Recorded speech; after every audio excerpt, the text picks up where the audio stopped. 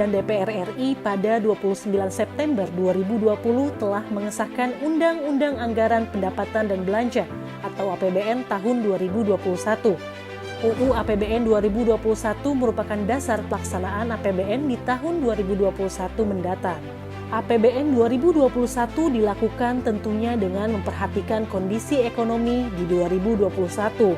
Dengan masih berjalannya penyebaran COVID-19 hingga tahun 2021, maka kondisi tahun 2021 diprediksikan akan tetap diliputi ketidakpastian yang perlu dikelola dengan hati-hati.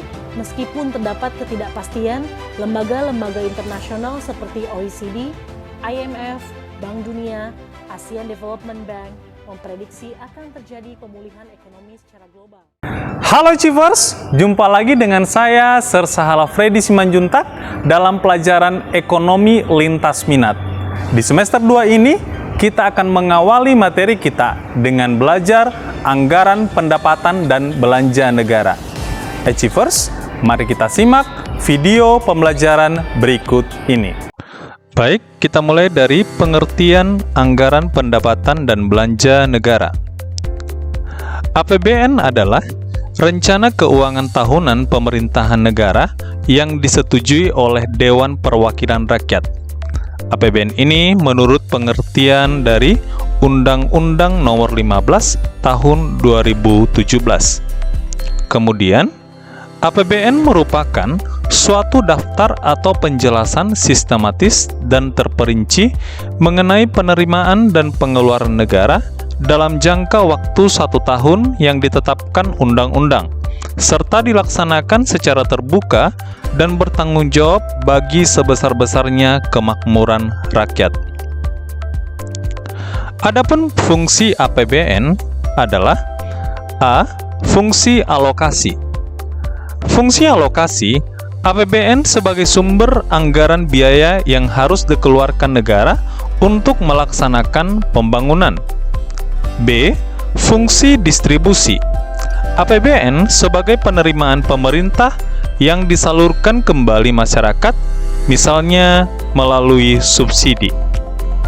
Yang C adalah fungsi stabilisasi, di mana APBN sebagai sumber anggaran negara yang digunakan untuk memelihara dan mengupayakan keseimbangan fundamental perekonomian. Yang D, fungsi otorisasi. APBN sebagai anggaran negara yang digunakan sebagai dasar penetapan pendapatan dan belanja pada tahun berjalan. Kemudian, yang E, fungsi perencanaan. APBN sebagai anggaran pemerintah yang menjadi pedoman bagi manajemen dalam merencanakan kegiatan pada tahun berjalan.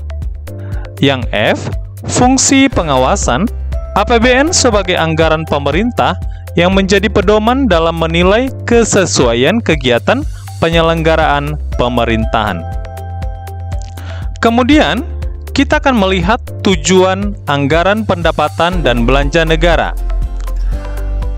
Yang pertama, memenuhi kebutuhan penyelenggaraan pemerintahan dan kemampuan menghimpun pendapatan negara dalam rangka mewujudkan perekonomian nasional berdasarkan demokrasi ekonomi dengan prinsip kebersamaan, berkeadilan, efisiensi, berkelanjutan, berwawasan lingkungan, dan kemandirian guna mencapai Indonesia yang aman, adil, damai, dan demokratis.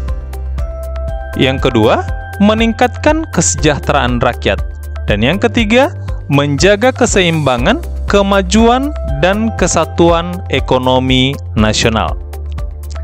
Selanjutnya, kita akan melihat sumber-sumber dari penerimaan APBN itu sendiri.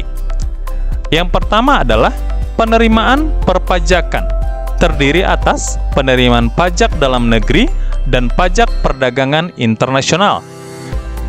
Penerimaan pajak dalam negeri terdiri atas pajak penghasilan atau PPH, pajak pertambahan nilai atau PPN, pajak penjualan barang mewah atau PPNBM, pajak bumi dan bangunan atau PBB, serta cukai. Pajak perdagangan internasional bersumber dari bea masuk dan pungutan atau pajak lain. Yang kedua, penerimaan negara bukan pajak atau PNBP meliputi pengelolaan sumber daya alam, bagian pemerintah atas laba BUMN, dan pendapatan Badan Layanan Umum atau disebut sebagai BLU. Yang ketiga, hibah meliputi pemberian barang atau jasa dari pihak lain.